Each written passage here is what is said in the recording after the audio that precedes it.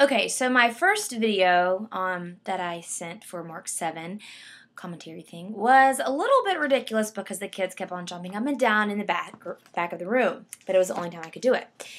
So sorry about that. Here's a new one. Okay, so and also I couldn't say some stuff that I really wanted to say without offending the kids because they're Catholic, and you'll understand in a minute. Okay, so Mark 7 really spoke a lot to me, especially the first passage about clean and unclean. And I'll just read a little bit of that. It says, the Pharisees and some of the teachers of the law who had come from Jerusalem gathered around Jesus and saw some of his disciples eating food with hands that were unclean, that is, unwashed. The Pharisees and all the Jews do not eat unless they give their hands a ceremonial washing, holding to the tradition of the elders. When they come from the marketplace, they do not eat unless they wash, and they observe many other traditions, such as the washing of cups, pitchers, and kettles. So the Pharisees and the teachers of the law asked Jesus, why don't your disciples live according to the tradition of the elders instead of eating their food with unclean hands? He replied, Isaiah was right when he prophesied about you hypocrites. As it is written, these people honor me with their lips, but their hearts are far from me. They worship me in vain, and their teaching are but rules taught by men. You have let go of the commands of God and are holding on to the traditions of men. Okay, one moment. Okay, so this really, really spoke out to me is because, number one, I've been hanging out with a friend here who was raised Catholic. He went to a Catholic school, and now his heart is far from God. He really doesn't even know if he believes in God. He questions it a lot. He says he would consider himself an atheist. And another friend of mine, he is also Catholic, and he's homosexual now. And so I feel like a lot of responses that I've gotten from people who practice Catholicism, it's because of all the traditions and the rules, and okay, you have to do this to be a good person, okay, you have to confess to a priest. Yet a lot of priests don't live up to what they preach. So they have all these rules and regulations, but their heart isn't there. It's just they're just going through the motions, going through the traditions.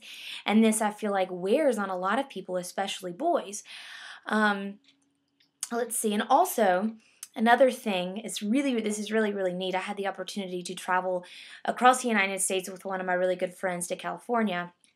And we stayed with her friends of her family in Flagstaff, Arizona. And these couple are very amazing. Their take on Christ was really awesome. It was really kind of hard for Catherine and I, though, because we were not raised to think the way they think, which their thinking is not wrong at all. It's actually kind of a new way of thinking, and it's neat. For instance, on Sundays, they don't go to church. Okay, yeah, they're not going to go to hell. It's all right, but they take that time to spend time with non-believers and to build a relationship with non-believers. And that is their church because they engage in conversation about God. And it's so amazing where one or two are gathered in his name, there he is also. And I feel like nowadays, a lot of the church, the quote-unquote church, would say, oh my gosh, you don't go to church on Sundays? I cannot believe that. You're breaking, you're dishonoring God. Like, in essence, you're breaking men's tradition of Sunday morning church. It's good to be filled at church, obviously, but church is supplemental. You have to be living it throughout the week. And so that's what they were saying, essentially. And then we were at lunch at the Grand Canyon, and Kath and I were about to bow our heads and say the blessing. Of course, we always do that. It's tradition we've always done. Thanking God for our food. And the couple stopped us, and he said, okay, let's not say the blessing and see if we're struck down. See if we're still alive after we eat. Kind of looked around, like, okay, this is weird. This feels kind of awkward. I feel kind of bad. So we didn't. And after the meal, after we finished, then we were walking. We were looking over the Grand Canyon, and then I forgot his name. Sorry, it slips my mind. But he looked at us and said he wanted to know the reason why we didn't say the blessing. We were like, why? He said, well, we're trying something new. Saying the blessing before every single meal has become a tradition. Okay, you just do it. It's a meaningless tradition now. Say, God, thank you for this food we're about to eat, nourishment to our bodies. Thank you for providing this food.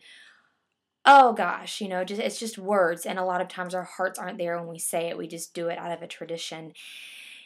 But God really knows our hearts. If we don't say the blessing before a meal, it's okay, If we, like the Pharisees, like the disciples didn't wash their hands before they ate, it's okay. God is still God. Jesus still loves us. He looks at the hearts and not the traditions of men. And so that's why I'm really happy that I got to read this passage, because of those things, and connecting a lot of to reasons why maybe some of my friend guys who are raised Catholic, they don't like to go to church anymore. It's just to them a money machine and a tradition machine, and they don't like it. So yeah, and the other stuff in Mark 7 is just about faith in Christ, again, healing people who had faith and or little faith. And it just goes to show that no matter how unfaithful we are, Christ is always faithful. So that's it. I hope you all understood my mumble jumble. Sometimes I go back and forth.